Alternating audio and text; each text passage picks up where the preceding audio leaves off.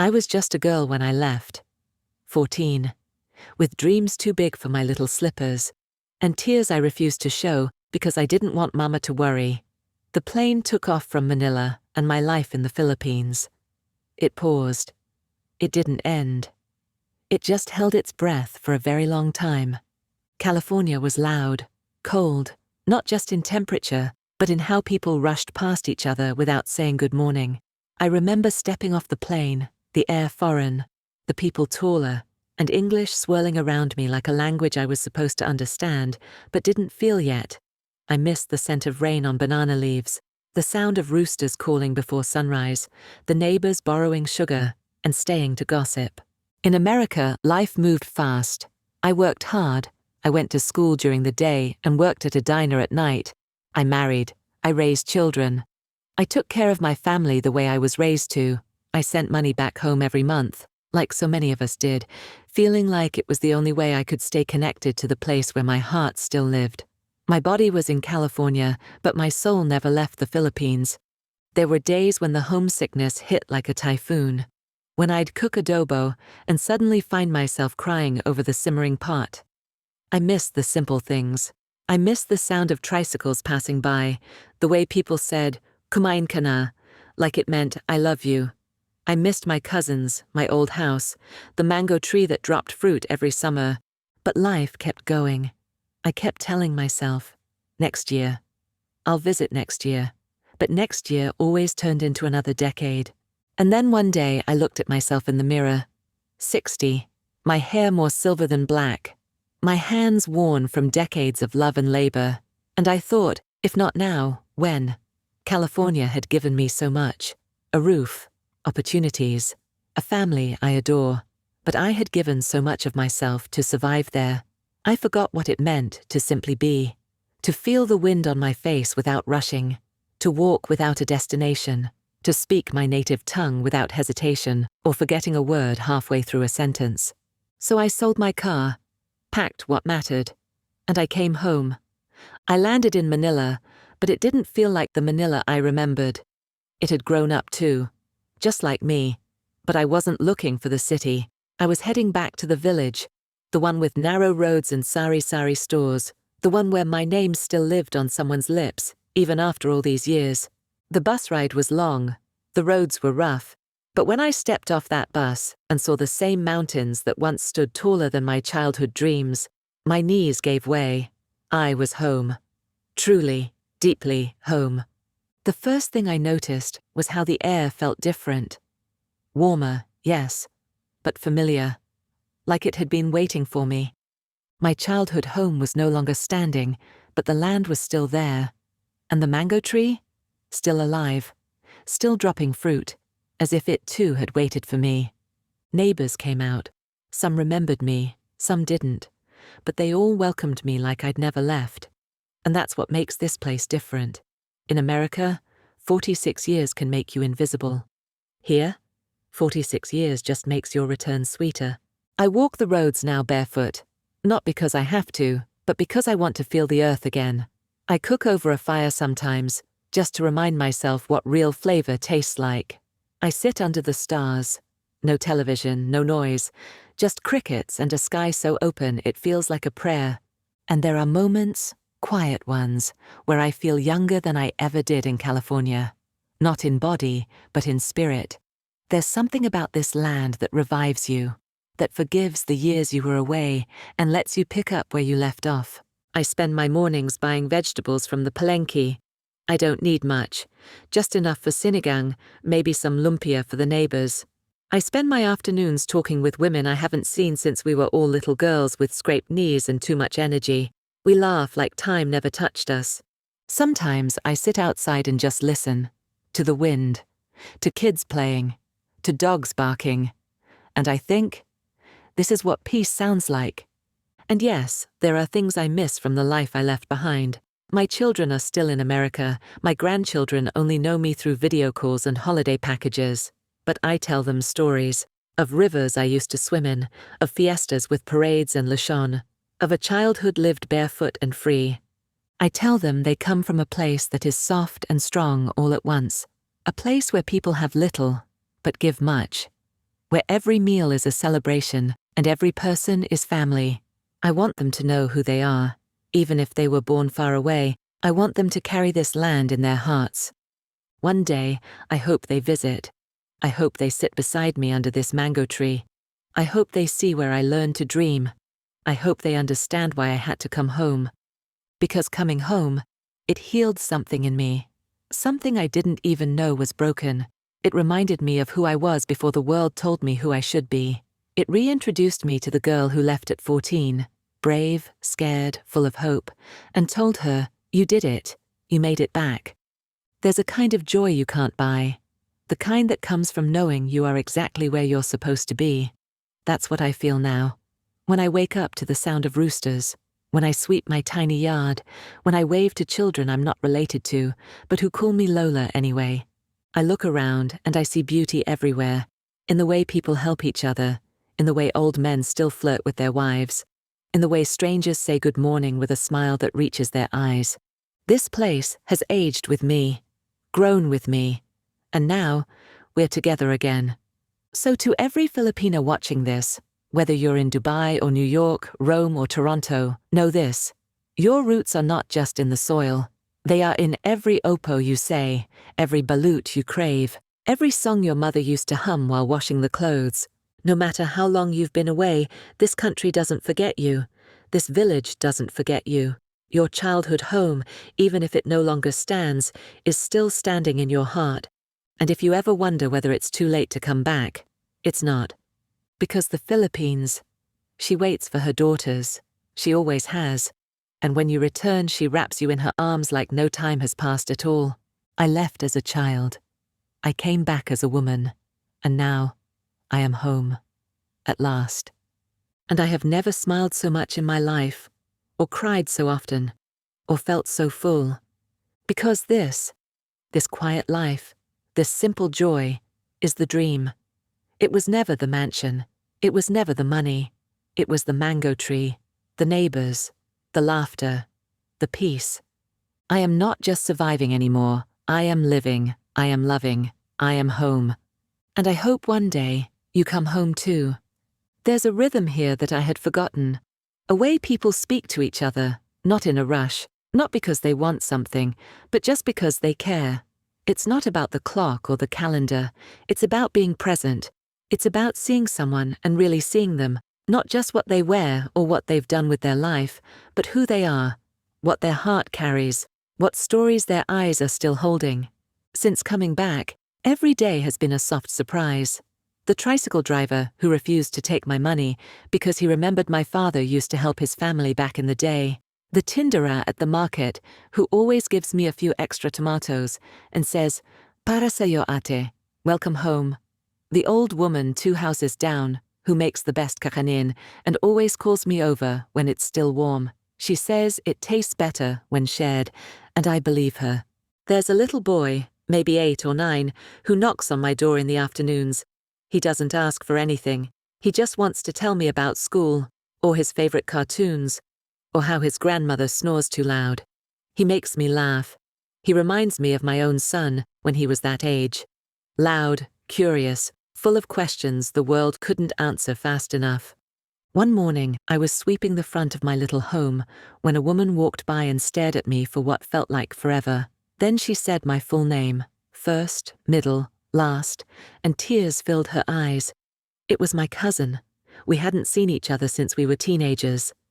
And just like that, we were hugging in the street, crying, laughing, talking all over each other, remembering things we thought we'd forgotten, like the time we snuck mangoes from the neighbor's tree or sang with our Lola while she cooked over the fire. She invited me to her house that same afternoon, and when I stepped in, it felt like a part of me that had been locked away for decades came rushing back. Her house smelled like childhood, like garlic and rice, like soap and wind, and in the corner was her mother, my aunt, now 92 years old, fragile but sharp.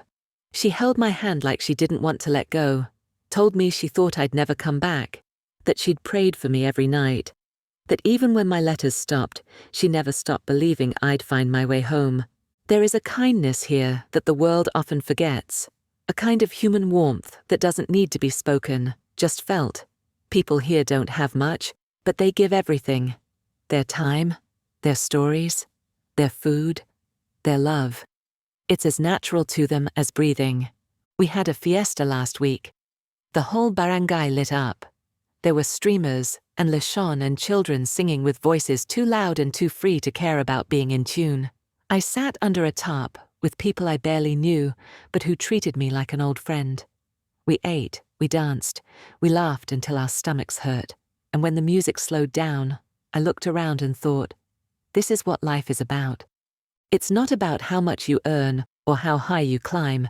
It's about moments like that, shared with people who remember your parents, who know where your family plot is in the cemetery, who call you by your nickname from when you were 5. It's about walking to the sari-sari store and hearing your name called out from 3 different directions. It's about watching the sunset over the fields and feeling the same awe you did when you were a child, before the world told you to grow up and be serious. There's a little girl who lives next door. She brings me flowers she picks from the roadside. Wild, imperfect, beautiful. Sometimes she sings to herself while playing outside, and her voice carries into my kitchen window. It fills the house with something I forgot I needed: innocence, joy, that unshaken belief that life is good and people are kind. And they are.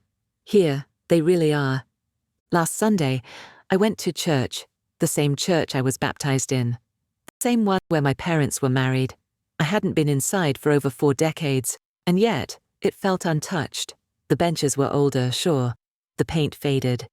But the faith, still alive. The prayers, still full of hope. After the service, an elderly man came up to me. He had shaky hands and a cane, but his smile was steady. He asked if I was who he thought I was. When I nodded, he told me he used to carry me on his shoulders when I was small, that I used to call him Tatay Boy. I didn't remember that, but I remembered how I felt standing there, like I belonged, like I was someone who had roots, someone who had history, someone who was loved. The more days I spend here, the more I realize that the simple life isn't simple at all. It's layered, rich, deep. It's waking up with purpose, even if it's just to water the plants, or sweep the yard, or share breakfast with a neighbor. It's knowing that your presence matters, that someone will notice if you're not at the palenque that day, that someone will knock on your door just to ask, "Okay ka lang ba?" It's learning again how to be soft, how to slow down, how to laugh from the belly and cry without shame. It's realizing that you don't need much to feel whole. Just love, connection, memory, and a little space to breathe. My hands are older now. My steps are slower. But my heart? It's full. Full in a way it never was in the busy places, the cold places, the faraway lands that never knew my name. And if I could speak to every woman watching this who had to leave her home, who built a life abroad and gave up so much to give her family a chance, I want you to know, you are never forgotten here. Your village remembers. Your people remember. And your land? She waits. She waits with open arms, with warm rice, with fresh buko and laughter and songs you haven't heard in years. You deserve peace. You deserve joy. You deserve to come home, whether in body or in spirit, and feel the sun on your face like a blessing. I came back, and I found my people. I found my name. I found my place. And I pray you find yours too. Whenever you're ready, we'll be here. Waiting, smiling, with hearts wide open. Welcome home. His name is Ernesto. Just a simple name, from a simple man, in a simple village. But to me, it might as well be poetry. I met him on an ordinary Thursday morning, the kind where the air smells like rice fields and the sound of roosters echoes through the trees. I was walking to the market with my bayong, just like always, when a motorbike putted to a stop beside me. His voice was soft, like he didn't want to disturb the peace of the day. He asked if I needed a ride. I smiled, shook my head, and kept walking. But he smiled back. And something about that smile stayed with me. I didn't think much of it at the time. Just another kind neighbor. But then the next morning, there he was again, leaning against his gate, sipping coffee from a chipped mug. He waved. I waved back. Then the next day, he offered me mangoes from the tree in his backyard. Then cassava. Then he fixed the latch on my gate when I wasn't even home. He didn't ask for anything, just helped. Quietly, gently, like he'd been doing it his whole life. Eventually, we started talking, long conversations while sitting on bamboo chairs under the trees. At first, we talked about the past, where we were when Mount Pinatubo erupted, what our children were doing now, the dreams we let go of, the ones we still held on to quietly in the corners of our hearts. He told me about his wife. Her name was Lucia. She passed away 8 years ago. Breast cancer. He raised their 3 children mostly alone after that. He said there were many days he thought he wouldn't make it, that it was only his faith and his love for his kids that carried him through. There was a pain behind his eyes that I recognized, the pain of losing someone, whether to death or distance, and the fear that maybe, somehow, life was done giving you new beginnings. But it wasn't, because slowly, without either of us trying too hard, we became part of each other's routines. He'd pass by in the mornings just to say hi. I'd save an extra piece of fried fish, hoping he'd stop by. We'd laugh about how young people always think love is fireworks, when really, love is remembering how someone takes their coffee and showing up even when you don't have to. There was no drama, no rushing, just 2 hearts learning to breathe again after holding their breath for too long. And then one night, after a barangay gathering, he walked me home. The moon was full. The stars looked close enough to touch.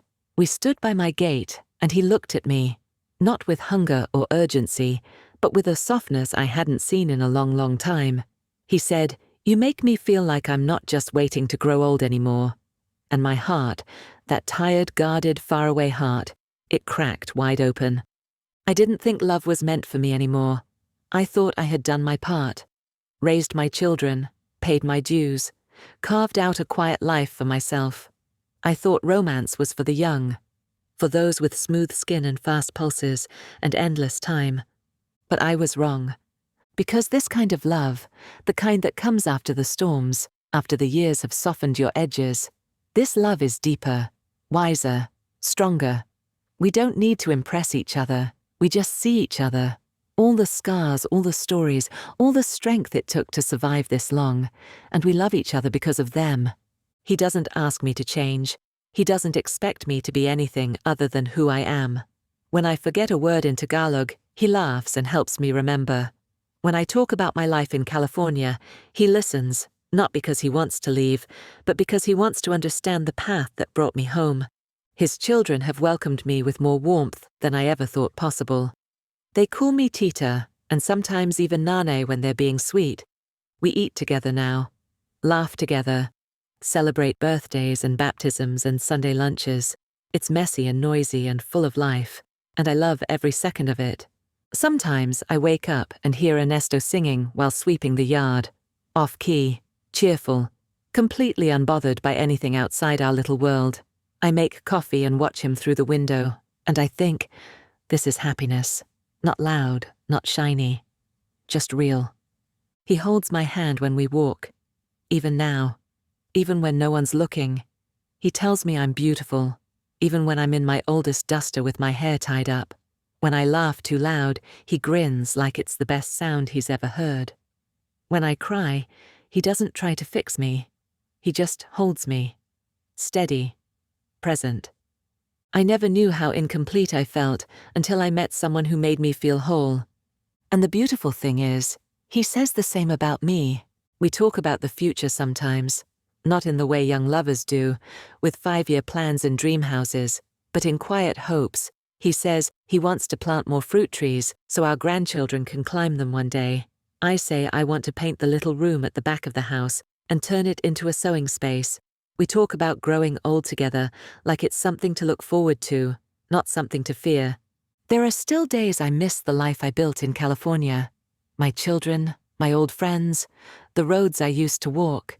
But those memories now live beside new ones. Morning walks with Ernesto. Evenings under the stars, the gentle way he brushes a mosquito off my arm, or how he insists on carrying the heavy baskets from the market even when I say I can handle it.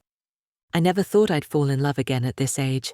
But life has a way of surprising you, of showing you that your heart still has room, that it's never too late, that there's still sweetness ahead, even after all the hard seasons. So I sit here in our little home with the garden blooming and laughter echoing through the trees, and I say this with all the truth in my heart.